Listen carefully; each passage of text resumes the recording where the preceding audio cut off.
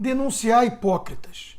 Essa talvez seja uma das principais missões do meu trabalho como comentarista, como escritor, desde que eu lancei o meu best-seller Esquerda Caviar.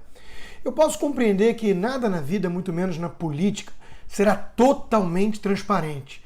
Eu não sou ingênuo a esse ponto, mas deveria haver um limite para a cara de pau de quem vive de aparências falsas. O governador João Agripino Dória, por exemplo, ultrapassa e muito esse limite.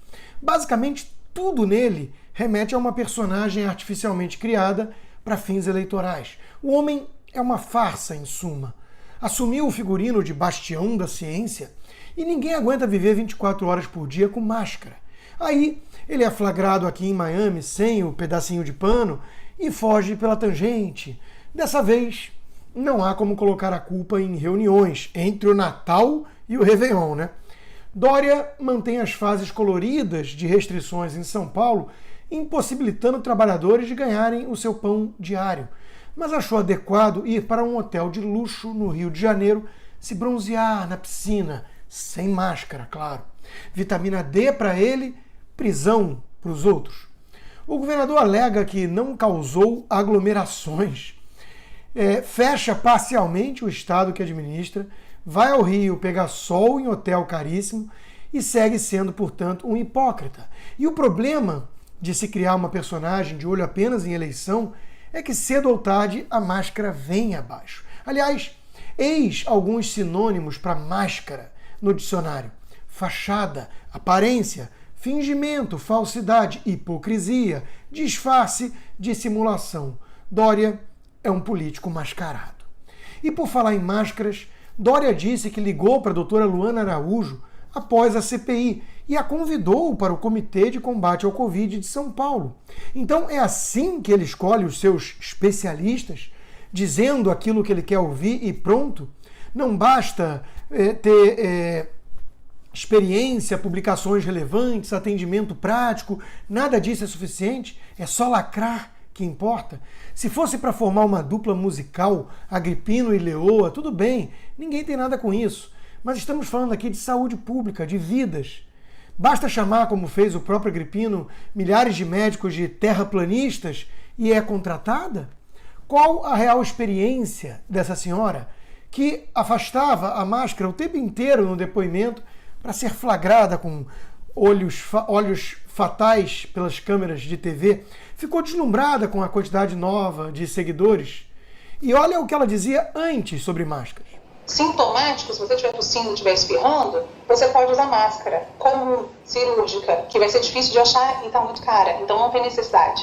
Mas importante é, quem não tem nada, não tem nenhuma razão para usar máscara nenhuma. Alexandre Garcia comentou sobre o assunto. A CPI da Covid está em uma encruzilhada. Os senadores ainda não conseguiram nada e estão fazendo o maior fiasco.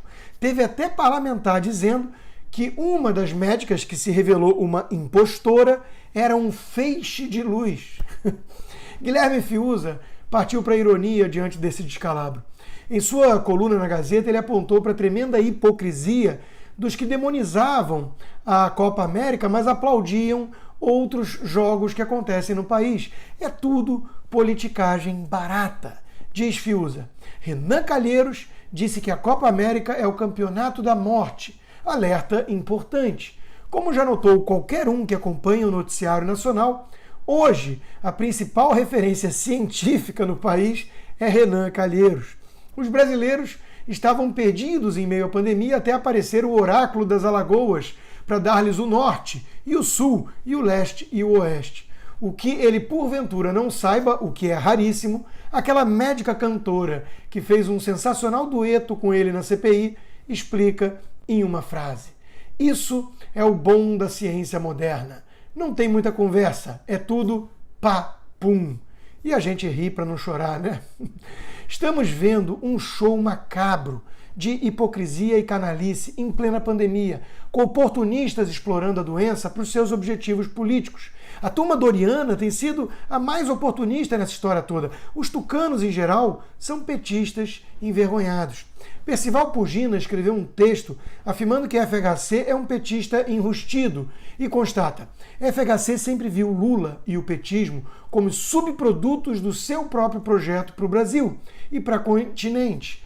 Há diferenças, por certo, entre ambos. A maior delas é de natureza psicológica. Lula gostaria de ter sido FHC e este gostaria de ter sido Lula.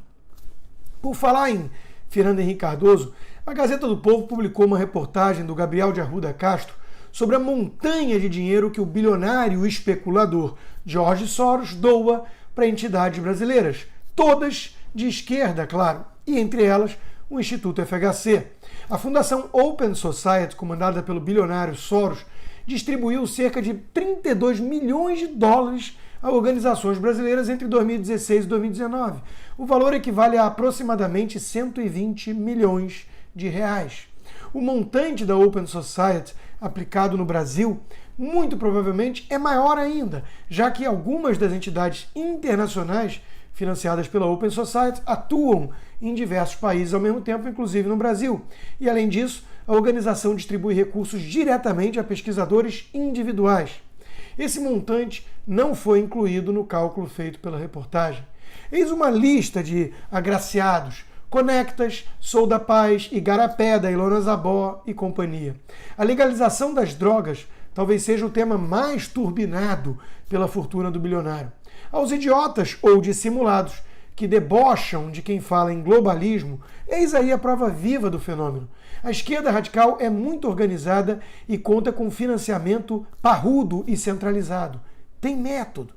Enquanto isso, no fim da semana, o colunista da Folha de São Paulo questionou sobre a necessidade da existência do Exército. Hélio Schwartzman, o mesmo que desejou a morte de Bolsonaro com argumentos muito racionais e pragmáticos, alegou que o custo pode não compensar o benefício. O sujeito ainda publicou essa peça de estupidez no dia 6 de junho, aniversário do D-Day, em 1944, quando as forças armadas desembarcaram na Normandia para derrotar nazistas. Eram militares, não dementes disfarçados de jornalistas que ganham a vida escrevendo baboseira. É muito fácil viver assim quando se tem liberdade protegida por militares, como acontece no Ocidente, não é mesmo? A esquerda é basicamente isso. Muita hipocrisia, uma visão puramente estética de mundo, em que as aparências importam muito mais do que os resultados concretos. E tudo isso turbinado por uma montanha de recursos de bilionários que fizeram suas fortunas no capitalismo que demonizam. A esquerda é tão sincera e verdadeira quanto uma nota de R$3.